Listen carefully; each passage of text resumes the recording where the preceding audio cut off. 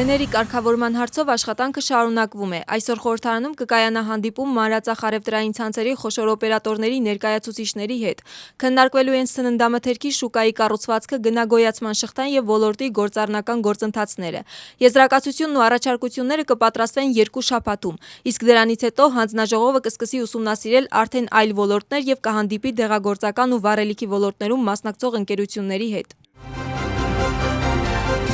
Լելոյի հայտարարությանը արձագանքում են քաղաքական գործիչները։ Սոցիալական ցանցում ֆեդերալիստների առաջնորդ Թամար Չերգոլեիշվիլին գրում է, որ ռեժիմի հետ բանակցություններն անպայման կսկսվեն, սակայն կսկսվեն իշխանության փոխանցման շուրջ եւ ոչ թե ռեժիմը փրկելու համար։ Եվ այս երկխոսության նախաձեռնողը կրկին կլինի վրաց ժողովուրդը, որը ռեժիմին այլ ճանապարհ չի թողնի։ Իսկ նոր կուսակցության առաջնորդ Նիկա Գվարամյան գրում է. «Դադարեք Շարլ Միշելի հոգու ափսեն պտտեցնելով կանչելու փորձերից, ընկերներ, միևնույնն է չի գա», գրել է Նիկա Գվարամյան սոցիալական ցանցում։ Իշխանության ընդդիմախոսների մի մասը շեշտում է ընդդիմադիր դաշինքի միասնական որոշման կարևորությունը, մյուս մասը երկխոսության նշանակությունը, իսկ վրացական երազանքի գնահատմամբ Լելոն փորձում է ուղղել սխալմամբ ձեռնարկված քայլերը։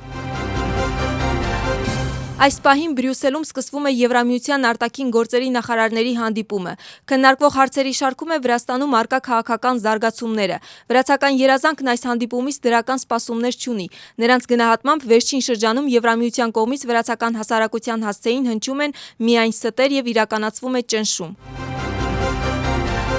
Ամերիկա-Վրաստան հարաբերությունների վերագործարկման հեռանկարների մասին խոսել է Վրաստանի նախագահը ԻՄԵԴ-ի հեռուստաընկերության եթերում։ Միխեիլ Ղավելաշվիլիի տեղեկությամբ Վրաստանի առաջին տիկին Թամար Բագրատիոնին Մելանիա Թրամփի հրավերով կմասնակցի գլոբալ գագաթնաժողովին։ «Միասին ավելի լավ ապագայի համար» անվանումով միջոցառումը կանցկացվի Վաշինգտոնում։ Գագաթնաժողովի նպատակն է աջակցել երեխաների կրթությանը, զարգացմանը եւ բարեկեցությանը, առաջատար տեխնոլոգիաների անվտանգ եւ նորարարական կիրառման եղանակով։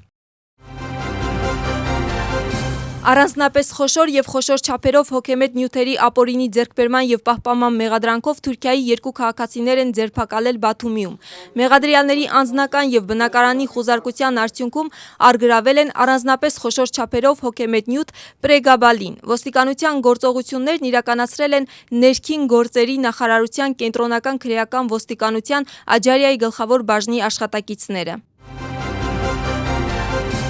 Գյուղ Կուրսեբիում ակտիվացած սողանքային գործընթացների մոնիթորինգը շարունակում են մասնագետները։ Երկրաբանների եզրակացությունից հետո պարզ կդառնա, թե երբ եւ քանի ընտանիք կկարողանա վերադառնալ իր բնակավայր։ Փաստաթուղթը հավանաբար պատրաստ կլինի 10 օրում։ Քանի որ այդ հատվածում տեղաշարժվելը անվտանգ չէ, Տրիբուլի Քութայիսի կապող ճանապարհը դեռ փակ է։ Երկրաբան Մերաբ Գափրինդաշվիլիի մեկնաբանությամբ Վրաստանում եւ աշխարհում սողանքային գործընթացների վատ տարածումը պայմանավորված է գլոբալ կլիմայական փոփոխություններով։ Ամերիկայի նախագահը պնդում է, որ Իրանը ցանկանում է բանակցել Վաշինգտոնի հետ եւ համաձայնագիր կնքել։ Սակայն Իրանի արտաքին գործերի նախարարը հայտարարում է, որ Թեհրանը երբեք չի խնդրել հրադադար կամ բանակցություններ։ Աբբաս Արաղչիի խոսքով Իրանը պատրաստ է պաշտպանել իրեն այնքան ժամանակ, որքան անհրաժեշտ կլինի։ Նրա խոսքով մարդիկ զոհվում են եւ նավերը խորտակվում են միայն այն պատճառով, որ Ամերիկայի նախագահը ցանկանում է զվարճանալ։ Իսկ Իրանը ըստ նրա չի հարձակվում քաղաքացիական օբյեկտների վրա եւ իր թիրախներն են միայն ամերիկյան օբյեկտներն ու ամերիկյան ռազմական բազաները։ Իրանի հետ պատերազմը առաջիկա մի քանի շաբաթում կավարտվի, հայտարարում է Ամերիկայի էներգետիկայի նախարարը։ Նրա խոսքով հնարավոր է, որ դա նույնիսկ ավելի շուտ տեղի ունենա։ Ռայթը նշված մեկնաբանությունն արել է այն ժամանակ, երբ նավթի գները կտրուկ աճում են, ինչը ԱՄՆ-ում հանգեցնում է վառելիքի թանկացման եւ նշել է, որ հակամարտության ավարտից հետո էներգամատակարարումը կվերականգնվի, իսկ գները կսկսեն նվազել։ Ամերիկան Հորմուզի նեղուցի անվտանգության ապահովման վերաբերյալ բանակցություններ է վարում 7 երկրների հետ, հայտարարել է Դոնալդ Թրամփը։ Նրա խոսքով Չինաստանը իր նավթի մոտ 90%-ը ստանում է Հորմուզի նեղուցով։ Միաժամանակ Թրամփի հայտարարությամբ նավթից կախված Պարսից ծոցի երկրները պետք է պատասխանատվություն կրեն նեղուցի պաշտպանության համար։ Թրամփը հայտարարում է, որ եթե այլ երկրներից արձագանք չլինի, դա կարող է շատ վատ անդրադառնալ ՆԱՏՕ-ի ապագայի վրա։